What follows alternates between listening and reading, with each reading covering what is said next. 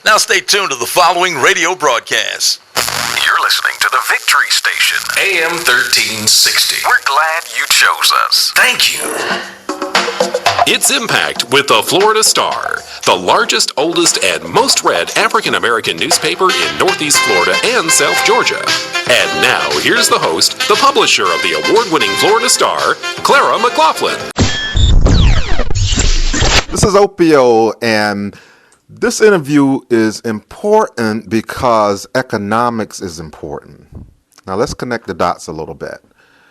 Poverty and crime are married to each other. Think about it this way. Poor blacks and poor whites commit crime, very similar. But because of the criminal justice system, blacks are ultimately the one that goes to jail and get longer sentencing and so on. But also, if you look at gated communities, a lot less crime. And why is that? It's because of economics. It's because of ownership. Well, look at the north side and look at the south side. Years and years and years, you have a situation where the people on the north side might get the minimum wage jobs or the $30,000 jobs, where the people on the south side and various other parts of the city get the $70,000 to $100,000 jobs, and you just wonder how it happens. And it happens because of nepotism. It happens because of the good old boy system. It happens because there are people in power in this city that have made it a point to hire people that look like them, that hire people that are their friends and cousins and so on. And other parts of the city continue to go up economically, while certain other part of the city, the north side, the black areas, continue to stay stagnant or ultimately goes down.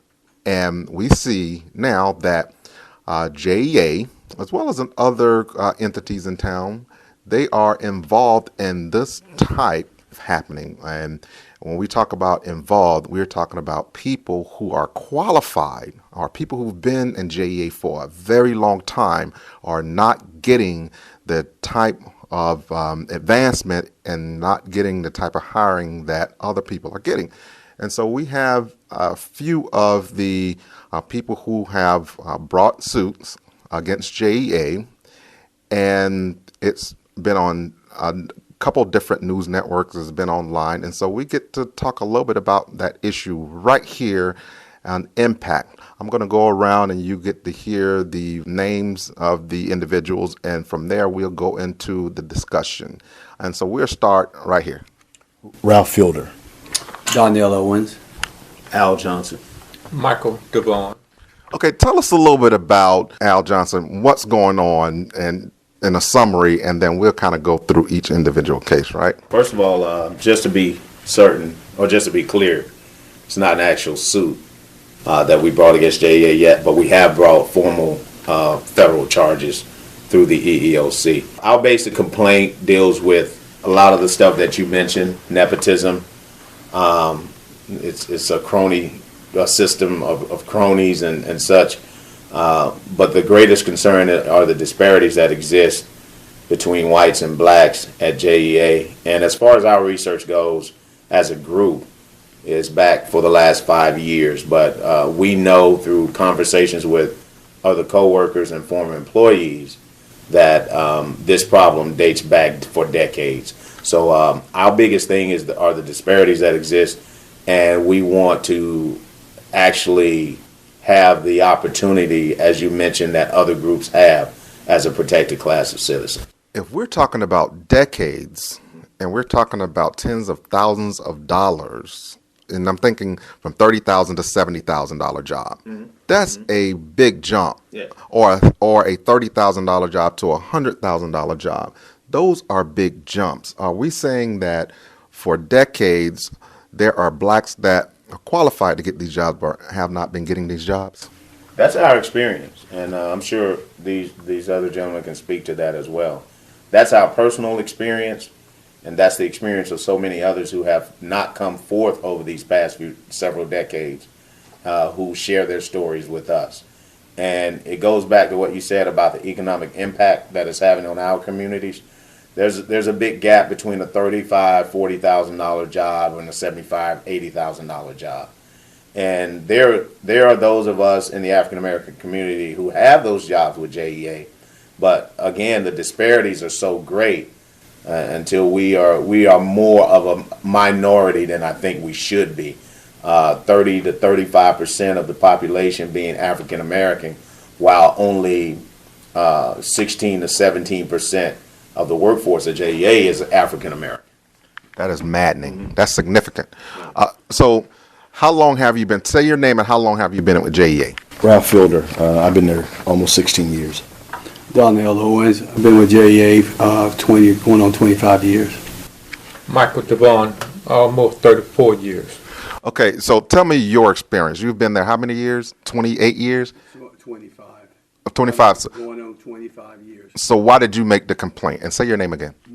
Donnell Owens, and I work in engineering, and the reason I made the complaint is because of what we've all discussed earlier, is disparity in promotion, hiring, obviously, and other areas, training.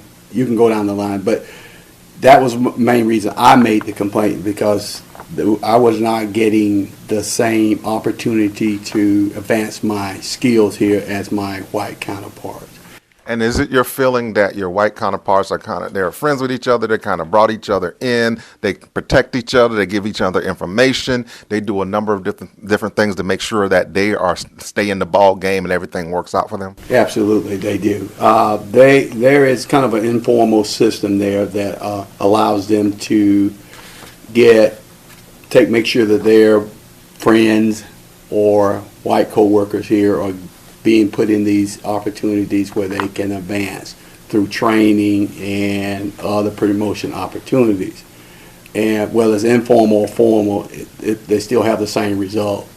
Black employees at JEA are not getting those opportunities. Basically, you're hitting the glass ceiling here before you get in the, I would say immediately after you get in the door, you're hitting the glass ceiling here. That's the problem, one of the problems. But as unrelated to my situation here, the other one is recruiting blacks to get in the door, to even get this opportunity here. But yes, there are problems throughout JEA here. So, but yes, going back to my issue here, it is disparity in the opportunity to advance. How do you feel when somebody say, well, maybe black people are just not qualified, or here go some more black people again complaining? How do you feel about those people who are kind of looking at this, well, here go some black people complaining again? Say your name first. Ralph Fielder. One of the things that I want to touch on is that when you look at the group as a whole, this group is very diverse. Mm-hmm. We have gentlemen that have the education. We have gentlemen that have the experience. But we also have gentlemen that have the years of experience also. And so what we're basically trying to do is we're trying to change the culture, because that's really one of the big issues that we see at JEA. It's what I consider to be the good old boy system. Basically what they do is they bring in their cousins, they bring in, of course, their neighbors. A lot of these people that are employed by JEA, they just don't live in Duval County. A lot of these individuals live in some parts of Georgia. They live in McClenny. They live in other rural areas, which is outside of JEA. Outside of Duval County. And we just believe that what we're really fighting a system that's been in place for over 50 years. And it kind of reminds me of a fraternity. Basically, there's certain things that you have to do. There's certain criteria that you have to do in order to get into most fraternities. But with this situation at JEA, once you're in the fraternity, you're in. So for individuals like us on the outside looking in, we just feel that we have a disadvantage. And we just feel that this situation basically has a disparate impact on African Americans. We also believe that it has an adverse impact also on African Americans. So basically what we want to do, we want to just be able to see when it comes down to hiring and promotion, we basically want to see the playing field level. We want to see everybody given the same opportunity to advance within this company. Are we seeing that they're passing off test answers to each other? Are we seeing that they are making hostile work environments with emails? Are we seeing at functions people just being treated better, or people getting better evaluation that maybe should not be getting good evaluations? When you deal with the specifics of the problem, I think it's a wide range of issues that we're dealing with. Each of our individual circumstances kind of varies from one person to the next. But I think what you mentioned are cultural issues. And sort of like Ralph said, that there's a culture established. And so there are not many words that are spoken so far as the culture goes, but you just sense there's an understanding of how things work when you walk in the door. Is that a hostile work environment? I would say so. Because anytime, it's definitely a negative work environment. Because anytime a person can walk into an environment and feel that he does not have an equal shot or lacks the same opportunity as the next individual, that person is going to experience a certain amount of frustration from an emotional standpoint, for sure. Is going to have some sort of adverse impact on his confidence and his outlook so far as what his position or what his stance is with that particular employer. So I would say that there are definitely a lot of cultural issues that need to be addressed at JEA. We have our own separate stories, and once again, you can go back for decades and talk to people who have had various experiences that will speak to a cultural issue. How many black people within JEA, or what percentage, are not happy, want to file complaints, and probably just not doing it because they're afraid? Well, just generally speaking, I don't have any numbers in front of me, but generally speaking here, I would say a significant amount of existing black employees are not happy with the promotion system. Now, I do have a couple experience where black applicants were trying to get on with JEA and were not happy because they felt like the system was tilted, was unfair how they rated their application. They thought they had all of the criteria, the basic criteria to get at least an opportunity to take an exam, but they were denied. Their application was denied.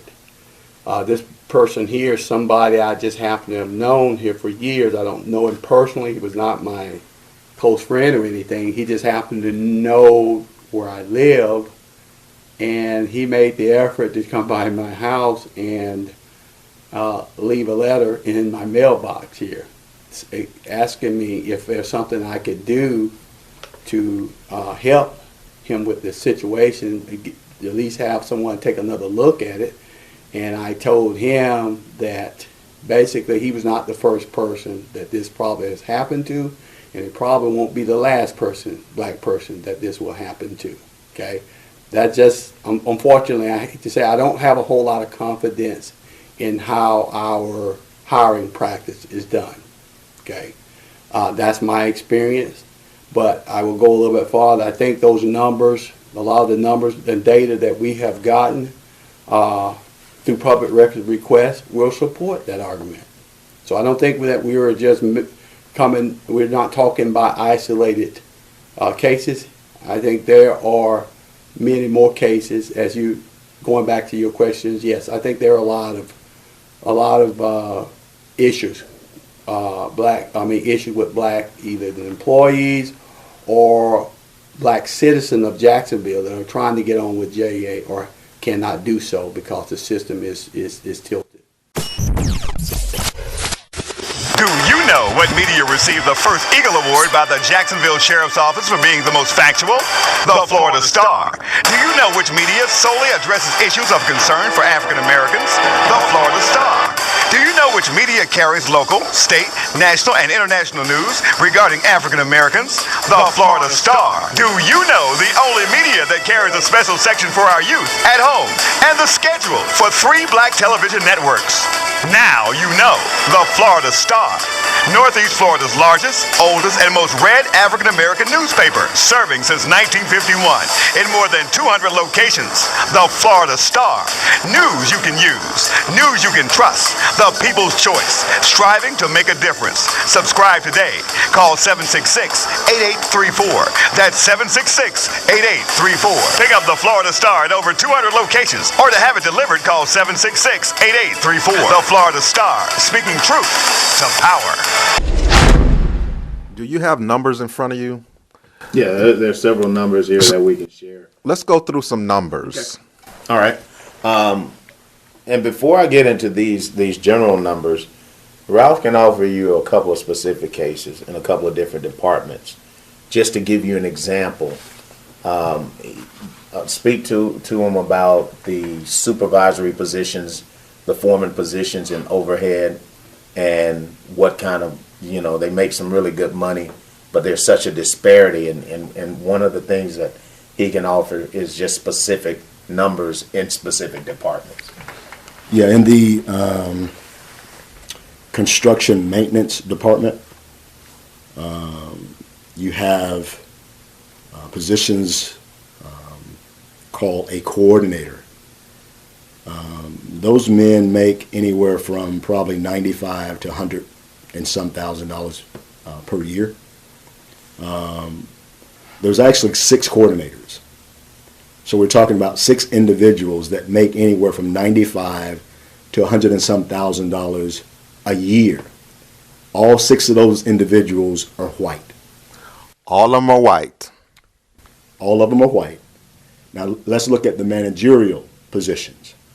Okay, you have 6 managers that's in the construction maintenance department also. Those gentlemen make anywhere from $100,000 plus also. All 6 of them are white. Okay, so let's look at the working foremans. These are the guys who basically are over the men that you see that work on the overhead lines. We have about 80 linesmen, ranging from apprentices to journeymen. Out of 80 linesmen, there's only 7 African Americans. So why only 7? Is this something African Americans can't do? Is it a recruiting issue? What we believe, it's a recruiting issue, but we believe that there have been several African American men that have applied for these jobs. Okay. Now, once they've applied for the job and been denied through the interview process, basically what that does is it basically weed out the people or the individuals that they just don't want to hire. There are more than enough African American men that's qualified to do the job that the white employees are doing in this department. Prime example, there are 28 working foremen in construction maintenance. 28. 27 are white and 1 is Hispanic, and there are no African American men that are working foremen. Man. Well, now, those are the numbers. You can argue with anything else, but those are the numbers. And because those are the numbers, we have a major, major problem here. One of the things that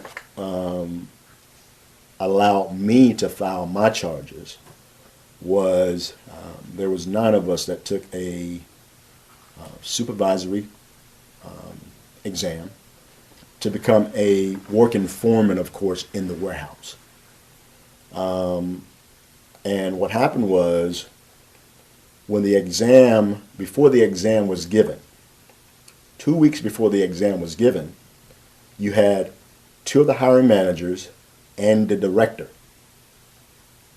along with the president of the JSA, which is the Jacksonville Supervisory Association, along with HR, got together to have the job specs changed 2 weeks prior to the job, for the testing of the job. The requirements in order to take the test, you had to have 6 years of being an inventory control technician. Okay? So we knew going into the test that there was a particular white male that they had groomed for 4 years. We knew that there was a possibility. They groomed him for 4. Does that mean he's been there 4 years? He had been there 4 years. Only 4, okay. He had only been there 4 years. But the qualifications on the old job spec said that you had to be in that department for 6 years. So they changed the job specs from 6 years down to 4 because this white male had just gotten 4 years and about 1 month in. So they knew that in order for them to put him in that supervisory position, they knew that they had to do something, which we know that what they did was very unethical. We knew that what they did was immoral. So they changed the job specs from 6 years to 4. And when we took the exam, the white male scored 86. One of our coworkers, Terrence Adams, scored a 90. So right then it made that Terrence was about 4 points ahead of this white male. How long had Terrence been there? Terrence had been there at JEA for 28 years. Whoa. 28 years. So what they also did was they threw in an interview. Well, so they're just kind of doing that, going along and kind of creating things as they go in order to make it to where on paper they can put this guy that they want in there. Absolutely. And that's the culture that we're talking about. They feel that they can do whatever they want to do, whenever they want to do it, because JEA does not have any oversight. So Terrence, I'm talking about the guy Terrence. So he was there 28 years, right? 90 points. How much would he have made more by getting this position? He would probably made about $15,000 to $20,000 more. Man. Wow. So give us some more numbers. And therein you speak of, just to kind of add to what was just said, when you talk about $15,000 to $20,000 more, that's $15,000 to $20,000 more on an individual basis that comes into our communities, into our households, ultimately into our communities, and that's just one individual case. And once again, JEA has this culture where this is what we're going to push. And the perception is that JEA wants to be young and JEA wants to be white. You know, there's no cutting corners when you examine this thing. Just the latest numbers from a demographic standpoint for fiscal year 2015, October 2014 through September 2015, there were a total of 1,923 employees at JEA. 324 of that 1923 were black. 1,449 were white. So again, we're speaking about the disparities. How is it that we can only make up, in this particular instance, 16.85% of the workforce when the Jacksonville metro area is 30 to 35% African American? How is it in this particular instance that whites can comprise 75.35% of the workforce when they only represent 50 to 55% of the population? So it's completely out of whack. And just, I want to speak to the economic impact. When you ride through the inner cities, what you see is not something that just started happening, when you see the poverty and when you see all of the other social issues that we deal with in the African American community. What we're saying, that this is systemic, this is institutional discrimination, and what it does is, like Ralph alluded to earlier, it has an adverse impact on a protected class of citizens, specifically African Americans. You see the poverty, and we've said it, that more police is not going to solve the issue. JEA launched an initiative several months ago to put up LED street lights to provide more lighting in the quote-unquote high crime areas. To make things safer. You make things safer by making sure the $30,000 person that's in that community that lives with the light off making $75,000. Right. The light can be on and off, or off if they're making $75,000, and you have a safer neighborhood as a result of the economics. Exactly. So these are the type of disparities that we're talking about when you talk about nepotism. That's one thing that's really out of control. So, and speaking of the nepotism issue, we feel like when we talk about recruiting, JEA has two separate systems. You know, there's one that says if you're white and you know somebody, there's very little you have to do to be recruited. And then there's another one that says that our young men and women are just sort of left in the dark. So we feel like JEA has a responsibility to go into the inner city, where they receive a lot of revenue, and they have a responsibility to the inner city communities as well to launch recruiting initiatives that will ensure that there's a fair shake. That's a solution, folks. That is a solution. So we're talking about a recruiting initiative that's not going out trying to grab people for the $20,000, $30,000 jobs. A recruiting initiative where even if you have to train people or bring the black people up who are already in there and then bring in more black people, because JEA has done wrong for years, and they're going to have to figure out a way to correct that wrong. And that is a great solution. Any more solutions you guys are thinking about when it comes to how do you correct this problem? Well, one of the ways you correct the problem, as Ralph and Al and Mike has stated, is that you got to have oversight. You got to have someone that's willing to do the right thing here, by all people, black, white, Asian, whatever the color might be. Currently, that is not the case. As we have already talked about in the numbers, we know that it is the case. We might not be able to physically tie the two together here, but if you look at the environment, the culture in JEA, you would know that something is wrong. Just doing the eye test. Okay. So, in our opinion here, and in my opinion here, HR has to have some accountability, and therefore, I think you would get the oversight or do the right thing, environment and culture in HR. But yes, it has to start with HR if we're ever going to be able to fix this issue. Now, I don't want to exempt Mr. McElroy because he is the one that drives this process. And he is the CEO? Yes, sir. The one that left and ran during the hurricane that they had him in the paper for, but then end up getting some kind of raise or something like that? Is that the same guy? Yes. Okay. That is the same person. Yes. So. And that same guy, if you know something is going wrong and it doesn't take much oversight to see that there's a problem, then you have a job to correct this problem, or you should be bounced out on your head, Mr. McElroy, whatever your name is. You should be bounced out on your head. You know there's a problem there.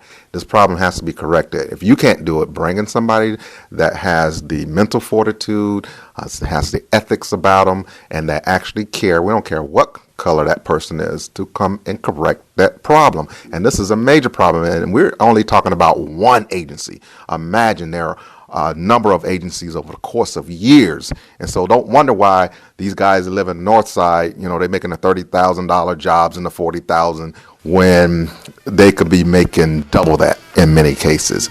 All right, guys, thank you. I really appreciate it.